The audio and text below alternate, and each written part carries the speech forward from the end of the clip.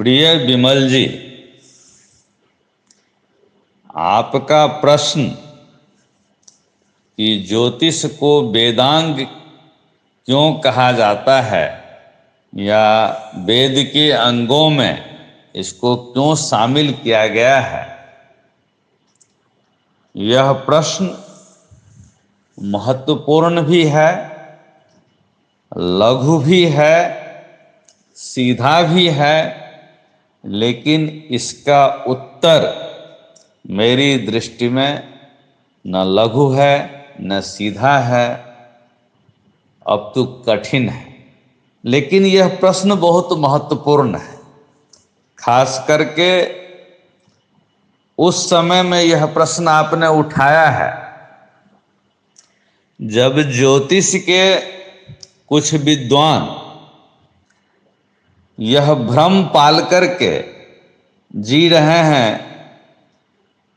कि जो ज्योतिष हम कर रहे हैं वह भारतीय नहीं है, वह वैदिक नहीं है, और इस विचार को बढ़ाने में तन मन धन से जुड़े हुए हैं, उनके रास्ते में आपका यही प्रश्न व्यवधान बन गया है कि आखिर ज्योतिष को वेदांग में क्यों गिना गया। क्योंकि एक बहुत बड़ा धरा है नए ज्योतिषियों का जो इस विचार की तरफ अग्रसर है कि भारतीय ज्योतिष मूल रूप से नक्षत्र ज्योतिष था और राशि आदि की बात वहाँ नहीं थी। मैंने अपने एक ऑडियो में, अपने पुस्तकों और लेखों में भी बताया भी है कि राशि शब्द की व्युत्पत्ति कैसे हुई। राहु और सिखी से राशि चक्र, राहु सिखी चक्र है। वैसे ही जो ये विद्वान जो इस विचार को लेके बढ़ रहे हैं, उन्हें न तो नक्षत्रों का कोई ज्ञान है, न वो ज्योतिष समझते हैं, लेकिन स्थापित परिपाटी है कि यह वैदिक ज्योतिष है। इसको चुनौती देने में उन्हें एक पैशाचिक आनंद प्राप्त होता है और उन्हें लगता है कि इससे उनकी छवि सुधर रही है, उनके विद्वता को प्रामाणिकता मिल रही। लेकिन ऐसा कुछ भी नहीं हो रहा है। यह सब मात्र उनके खोखलेपन को, उनके सतही ज्ञान को ही दर्शा रहा है। अब तो मैं यह प्रयास करता हूं बताने की कि ज्योतिष को वेदांग क्यों कहा गया है। तो जैसा कि सभी जानते हैं, खटशास्त्र की बात हुई है, 6 शास्त्रों की, जिसमें ज्योतिष भी एक है, और वह शास्त्र ही वेदांग में भी गिने गए हैं। जो 6 शास्त्र हैं, जैसा कि सभी जानते हैं, छंद है, व्याकरण है, निरुक्त है, कल्प है, ज्योतिष है। मतलब किस तरह से 6 शास्त्र हैं, जिसको कहीं भी संस्कृत श्लोक वगैरह कई बार चर्चा हुई है कि उसमें ये लिया गया है। और कौन कौन से अंग हैं यह भी लिया गया है। जैसे कि निरुक्त को स्रोत मतलब कान माना गया है, उसी प्रकार ज्योतिष को चक्षु माना गया है। तो सवाल है कि ये 6 शास्त्र तो पढ़ने के लिए थे, बात सही है, लेकिन इन्हें वेद का अंग क्यों कहा, वेदांग क्यों कहा। आपका मूल प्रश्न यह है कि इन्हें वेदांग क्यों कहा गया, अलग अलग अंग के रूप में क्यों दर्शाया गया। तो जैसा कि हम जानते हैं कि वेद शब्द की ही उत्पत्ति विद धातु से हुई है, और जिसका मुख्य तात्पर्य ज्ञान से होता है। अब वेद तो विलुप्त है, जो हमारे पास 4 वेदों का संकलन है पुराने ऋषियों और विद्वानों की कृपा से, वह तो महज जिसे अंग्रेजी में टिप ऑफ द आइसबर्ग कहते हैं, कि वह तो एक संकेत मात्र है उस अपार धरोहर की, उस ज्ञान की, जिसमें कहा जाता है कि इसमें 110 या 111 पुस्तकें किसी युग में हुआ करती थी, तो अब तो वह सब नष्ट हो गया है। लेकिन फिर भी अभी हम जानते हैं कि वेद के जो मंत्र हैं उसके शब्द कैप्सूल्ड हैं, गुथे हुए हैं इस तरह से कि खुलते ही अनेक अर्थ देने लगते हैं। उनके पढ़ने का एक ढंग है कि किस मंत्र को कितने समय में पढ़ देना है, मतलब कि कौन सा मंत्र तेज पढ़ा जाएगा, कौन सा मंत्र स्लो पढ़ा जाएगा, जिसे हम खटशास्त्र में शिक्षा कहते हैं। जो शिक्षा, छंद, व्याकरण, कल्प, निरुक्त, ये सब जो हम कहते हैं उसमें ज्योतिष भी आता है, तो यह शिक्षा में आता है। तो वैसे ही व्याकरण है कि व्याकरण से हम शब्द विन्यास, रचना को समझते हैं, वाक्य विन्यास को समझते हैं। छंद से हमें पता चलता है कि किस छंद में बातें कही गई हैं, तो उस छंद के फिर पढ़ने का एक अपना लय है, राग है, सबके पीछे कुछ न कुछ एक अनुराग जुड़ा हुआ है। और ये सब चूंकि वेद के मंत्रों को, वेद के ऋचाओं को पढ़ने और समझने में उपयुक्त होते हैं, इसीलिए उन्हें वेद के अंग के रूप में प्रतिष्ठित किया गया है, उनकी महत्व को बढ़ाने के लिए। तो ज्योतिष को वेद चक्षु कह दिया। यहाँ मैं बताऊं कि चक्षु का वास्तविक अर्थ आंख नहीं होता है। कालक्रम में आंख के पर्याय के रूप में चक्षु शब्द ले लिया गया है। मेरे ज्ञान के अनुसार मैंने जहां देखा है तो चक्षु शब्द का प्रयोग ऋग्वेद के प्रारंभ में, जैसे प्रथम ऋषि मधुछंदा हैं, तो द्वितीय ऋषि मेधा तिथि का जो वर्णन है, अब वेद के ऋषियों के नाम भी बहुत सुंदर है। मेधा तिथि, आया है जो मेधा में अतिथि बनकर, तो वहां पर चक्षु शब्द का प्रयोग हुआ है उन ऋचाओं में। और वहां चक्षु से तात्पर्य है अंतर ज्ञान से, अंतर दृष्टि से। जो हम अंदर, अपने अंदर ही जब उस विराट को देखते हैं, तो उसके संदर्भ में चक्षु शब्द का प्रयोग हुआ है। चूंकि वहां भी भाव देखने से ही है, तो कालक्रम में चक्षु आंख के पर्यायवाची शब्द के रूप में शायद प्रयुक्त होने लगा। तो चूंकि जैसा मैंने कहा, अंतर दृष्टि, अंदर देखने की क्षमता जिससे प्रदान हो, उसे चक्षु कहा गया है। और ज्योतिष वेद चक्षु है, वेद का चक्षु है। और वेद में पहला ही वेद जो हम ऋग्वेद कहते हैं, वह आत्मा का वेद है। ऋक् मतलब आत्मा, उसमें तमाम आत्मा की चीजें हैं। और ज्योतिष हमें आत्मा को समझने में, जो हमारे अंदर मौजूद आत्मा है और जिसके कारण हम जीवात्मा स्वरूप इस जगत में हैं, उसको समझने में मदद करता है। इसीलिए ज्योतिष को वेदांग के रूप में स्थापित करते हुए उसे वेद चक्षु कहा गया है। पूर्व के वीडियो में मैंने बताया भी है कि ज्योतिष शब्द में जो ज्योति है, वह ज्योति वास्तव में यह स्थूल जगत का स्थूल प्रकाश नहीं है।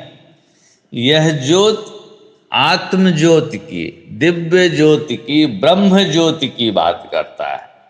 तो यह शास्त्र जो है, यह साइंस ऑफ लाइट नहीं है, प्रकाश विज्ञान नहीं है। यह आत्म ज्योति के लिए है, दिव्य ज्योति के लिए है, ब्रह्म ज्योति के लिए है। आत्मा के जो आवागमन का अनंत पथ है उसके लिए है। इस प्रकार से साधकों को, योगियों को, तांत्रिकों को ज्योतिष का ज्ञान होना एक समय में अनिवार्य समझा जाता था और उनके गुरु लोग ज्योतिष के आधार पर ही देखते थे कि यह साधना में भी इस शरीर को लेकर के कितना आगे जा सकता है,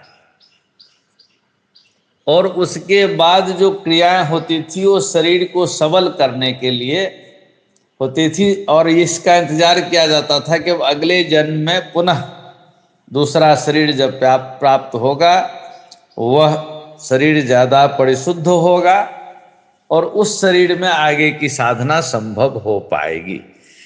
इसीलिए कहा गया कि अनेक जन्मों के फल के स्वरूप जो है हम शिवत्व को, सिद्धत्व को, ब्रह्मत्व को प्राप्त होते हैं।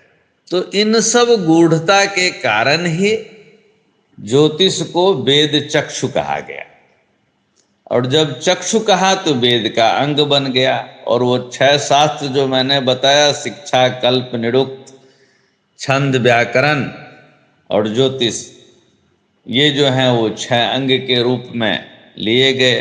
इनको वेद पढ़ने में, ये समझने में, पढ़ने में, उसके उच्चारण में समय कितना लगेगा मंत्र के इसमें, जिससे कि ध्वनि का जो प्रभाव है, जिसे फोनेटिक इफेक्ट कहते हैं या साइंस ऑफ फोनेटिज्म जो है, इस सब को ध्यान में रखते हुए ये तमाम बातें की गई हैं। और इससे यह तो तय हो जाता है कि ज्योतिष शब्द कहीं बाहर से नहीं आया है, और हमारी ज्योतिष है उसे वैदिक ज्योतिष कहने में कोई संकोच नहीं होना चाहिए। क्योंकि बहुत लोग कहते हैं कि वेद में ज्योतिष कहाँ है, लगध ऋषि का जो ज्योतिष है उसमें तो नक्षत्रों और इसकी बात हुई है। सच है, क्योंकि पहले तो हमारे पास जो वेद उपलब्ध है वह उसका पूर्ण वेद का बहुत छोटा हिस्सा है, और ज्योति का ज्ञान जिस शास्त्र में, जिस वेद में था वह अनुपलब्ध है। उसके कुछ सूत्र जो है बाद में अथर्वण ऋषि ने अथर्व वेद में जोड़ दिए थे, वह था ज्योतिर्वेद। और उसके साथ ही एक दूसरा वेद था, वह था प्रणव वेद। प्रणव वेद ध्वनि से जुड़ा हुआ था, और ज्योतिर्वेद ज्योति से जुड़ा हुआ था। प्रणव वेद मुख्य रूप से आप समझें कि जिसे हम आज स्थूल रूप में साइंस ऑफ साउंड्स कहते हैं, उसकी उत्पत्ति के विषय में था कि कैसे हमारे अंदर की शक्ति जो है महामाया कुंडलिनी से जागृत होती हुई परा पश्चंती मध्यमा होते हुए बैखड़ी रूप में प्रकट होती है, जिसे हम कहते, बोलते, सुनते हैं और जिसे हम ध्वनि के रूप में जानते हैं। उसी प्रकार प्रकाश का भी एक, जैसे ध्वनि का एक लघु सूक्ष्म रूप ओम कह सकते हैं कि एक यूनिट के रूप में कि ओम ध्वनि है, वैसे ही प्रकाश में भी एक ओम प्रकाश, एक ओम ज्योति होती थी, जहाँ से समस्त ज्योतियाँ फूटती थी, जिसमें समस्त ज्योतियाँ पुनः आकर के समाहित हो जाती थी, और वह विज्ञान ज्योतिर्वेद था। और ये दोनों ही प्रणव वेद और ज्योतिर्वेद साइंस ऑफ मैनिफेस्टेशन जो है, उत्पत्ति से जुड़े हुए विज्ञान थे, जो अब सब कुछ नष्ट हो चुका है। और चूंकि नहीं मिल रहा है तो हम यह कहने लगे हैं कि यह था ही नहीं। जैसे कि किसी नदी में पानी न मिले, केवल एक सूखी हुई धारा जो है धरती पर में मीलों मील तक जाती दिखे, तो आधुनिक वैज्ञानिक कहने लगते हैं कि अरे कभी कोई गड्ढा कर दिया होगा, यहाँ कोई नदी उदी कभी नहीं रही। और इसे ही विद्वता मान लिया जाता है। और ज्योतिष जगत तो खास करके अभी जो स्थित है वह एक प्रलयंकारी स्थिति से दौड़ रहा है, गुजर रहा है, जहाँ पर में हर दिन एक नया दीप जल करके अपने विद्वता का बखान करता है और सोशल मीडिया के विभिन्न फोरम में किसी झंझावात की तरह दौड़ता हुआ इधर से उधर होते हुए एक फिर अचानक लुप्त भी हो जाता है। कई तो अपनी ज्ञान को ऋषियों का ज्ञान कह करके ज्ञान बघारने लगे हैं। तो इन सब स्थितियों से तो गुजर ही रहा है ज्योतिष। और यह तो जिसे गार्जियन एंजल्स कहते हैं, कॉस्मिक मैनेजर्स कहते हैं, हम लोग जिन्हें सप्तऋषि आदि बोलते हैं, वो देखेंगे। लेकिन आपका प्रश्न मेरे लिए इसलिए महत्वपूर्ण हो गया और उस पर बोलना कि आपने कहा कि यह वेदांग क्यों है। क्योंकि अगर ज्योतिष वेदांग है तो ज्योतिष वैदिक भी है, और जब वैदिक है तो उस विचारधारा के रास्ते में बहुत बड़ा अवरोध है जो यह साबित करने पे तुले हुए हैं कि या तो ये ज्योतिष बाहर से आया, भारतीय नहीं है, वैदिक नहीं है, अथवा यह नक्षत्र ज्योतिष था और तब लोगों ने नक्षत्रों पर में कई सारे अपनी व्याख्यान और किताबें भी लिख दी हैं। लेकिन मेरा कहना यह है कि इतिहास के परिप्रेक्ष्य में बनाया हुआ सिनेमा या टीवी सीरियल इतिहास नहीं होता है। उसी प्रकार से इन लोगों की दी गई व्याख्या नहीं है जब तक कि स्रोत न पता चले या उसके पीछे एक बहुत ही सुदृढ़ तर्क न दिया जाए कि हमारी ज्योतिष जो था वास्तव में नक्षत्र ज्योतिष था। ऐसा कुछ नहीं हो रहा है। वह सब एक निजता के प्रभुत्व को स्थापित करने का भ्रमपूर्ण प्रयास है। तो हम लोग उसमें न उलझें। मैंने यथासंभव प्रयास किया कि ज्योतिष को क्यों वेदांग में लिया गया, क्या देखने के लिए लिया गया था, जिसे आज ईसोटेरिक एस्ट्रोलॉजी कहते हैं। और ईसोटेरिज्म क्या है? वह हमारी तांत्रिक और यौगिक ज्ञान है जिसे 1000 वर्ष की गुलामी में हम खो दिए, लोगों ने मिटाया, और जिन लोगों ने मिटाया उन्हीं के बीच में यह पुनः, जिसे आजकल कहते हैं कि यह बौद्ध मत है या बौद्ध धर्म है, उस रास्ते से वही ज्ञान नए नाम के साथ ईसोटेरिक नॉलेज के रूप में प्रकट हो। तो पहले तो ज्योतिष से यही परखा जाता था कि शरीरधारी आत्मा के गुण क्या हैं, लेकिन अब वह सब चीज़ें खो गई हैं। अभी भी हैं, कहीं कहीं हैं, लुप्त पूर्णतः नहीं हुई हैं। सृष्टि में कुछ भी ऐसा नहीं होता है जिसका बीज रूप में विनाश होता है। तो कहीं कहीं हैं, सिद्ध तांत्रिकों के सीने में अभी भी छुपा है, कुछ सौभाग्यशालियों को वह मिलता है।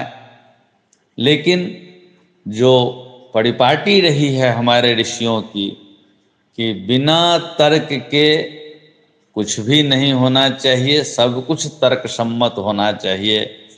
और जो खटशास्त्र बनाया वह मैंने बताया कि क्यों वेद को पढ़ने, समझने, बोलने, उच्चारण करने में सहयोगी हैं, इसलिए ज्योतिष का उपयोग बताया और इसीलिए से वेदांग में लिया गया है। ये सब चीज़ें तथ्य हैं और यह एक भ्रम है कि वेद में ज्योतिष नहीं है। ज्योतिष को वैदिक नहीं कहा जा सकता है क्योंकि वेद में एस्ट्रोनॉमी के रूप में तो अभी भी बहुत कुछ मिलता है। और जिसे हम एस्ट्रोलॉजी कहते हैं वह गुप्त विद्या था, वह सिद्ध ऋषियों का विद्या था, वह सुयोग्य पात्रों को ही दिया जाता था।